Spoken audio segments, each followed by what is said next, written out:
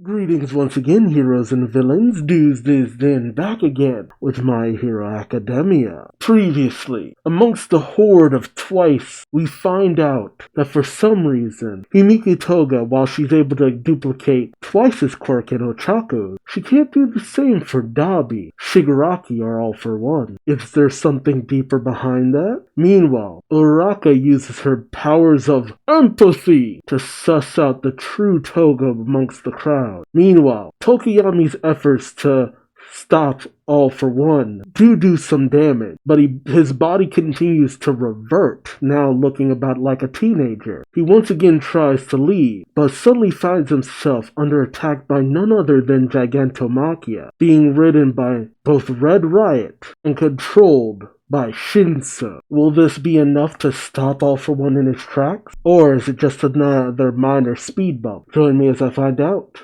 Won't you? Alright, number 383, Meek Spirit. Oh, that's not encouraging. We see Ashida, who is either producing her acid or is covered in Twice goo. Ew, Twice goo. You have the narrator saying, after word spread about Todoroki taking down Dabi at Gigantomachia's containment facility at Jaku Hospital ruins, there's some kind of burst of energy attacking the facility where Gigantomachia is being held. Mineta covers his ears saying, "Oh, come on, right when things were on the up and up. Mudman, having buried several villains, says my softening quirk is useless against people floating in the air." And up above we see several villains, including the one who killed Midnight with the gas mask, floating, holding some kind of device. He says, "This plan will come to fruition thanks to our quirks and this ultra-high-frequency emitter. Your pathetic defensive efforts won't hinder our plot at all.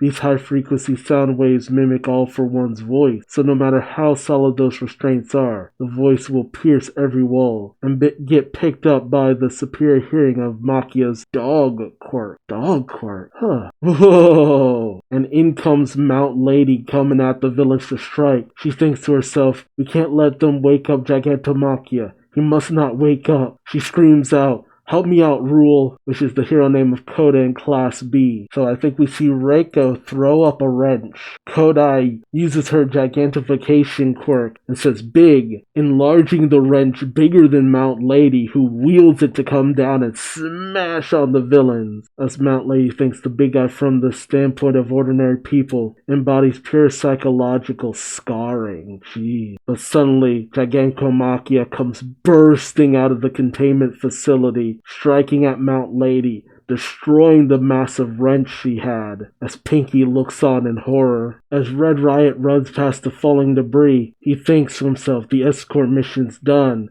which I guess was dropping off Shinso. He thinks, in the chaos of the plan to divide and conquer, we warped Shinso to this location and kept him hidden away from the battlefield, all without the villains catching on. It was a backup plan in case push came to shove. He goes running over to where Shinso should be, shouting, "Shinso, Machia needs a dose of brainwashing." But Shinso says, "Hehehe, oop." And we see that he's been consumed by the mud, or the sludge villain that Deku met way back in Chapter 1. The sludge villain consuming Shinso says, "You spotted me.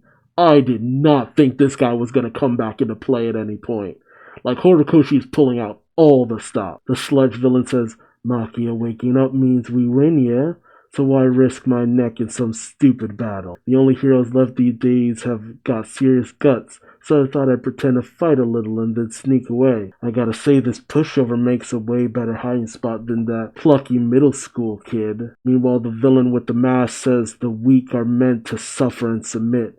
It's a law of the jungle that might makes right. The authority of the strong is self-justified. Today marks the advent of the liberation era. You have Red Riot trying to rip the sludge villain off of Shinso, Machia attacking Mount Lady, screaming, "Warriors Master!" And then suddenly, Ashida uses output max power. Acidman Alma, sending out a massive wave of acid that burns into Gigantomachia's claws, dissolving them almost instantaneously. Mount Lady thinks acid, with enough strength and volume to melt Machia's body? Careful, kid, that much will take a lot out of you. Ashido thinks to herself, I couldn't pull this off last time, and so many people died. All that carnage and destruction. I had Bakugo and Todoroki fill me in on their special training method, because I couldn't stand it anymore. Failing to protect what I care about isn't cool by me. Oh, her horns grew. Was that always a thing? But Ashido goes racing over to where the sludge villain is, basically melting him off of Shinso. The sludge villain screams saying, "Acid, taking advantage of my fluid body to coat my innards with the stuff.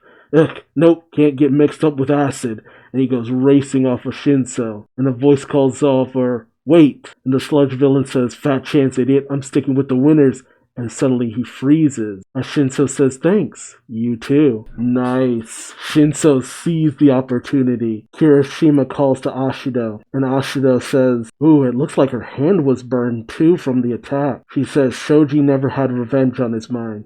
And yeah, I love Midnight Sensei's class. I know all about fear cause I'm weak. That weakness makes me want to form pacts and get close with people. Some insight into her character that unfortunately we never really got beforehand. And Ashido cries out with tears in her eyes, "That goes for our side, and your side too.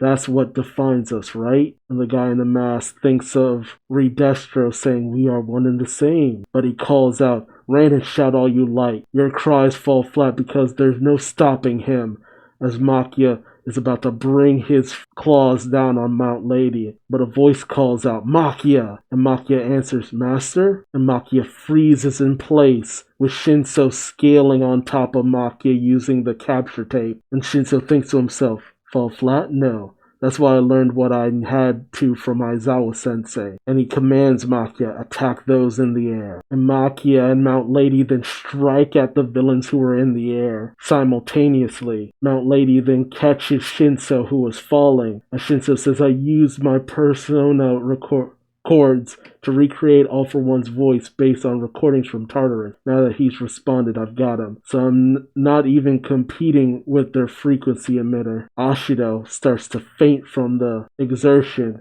and Kirishima catches her, saying, "Whoa there, Ashido. You must be majorly dehydrated. I'm seriously sorry I've been such a letdown." But Ashido says, "There, paid you back." From the time before during the battle with the Liberation Army, Kirishima says, "Come on, you never owed me a thing.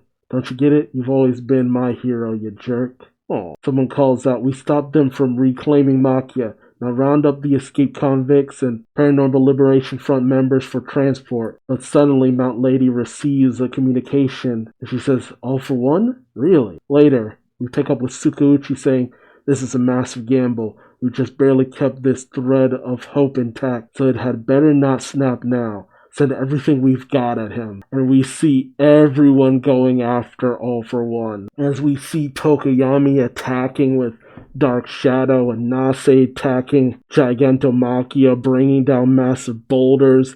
Mount Lady coming in with some massive, I don't even know what that is.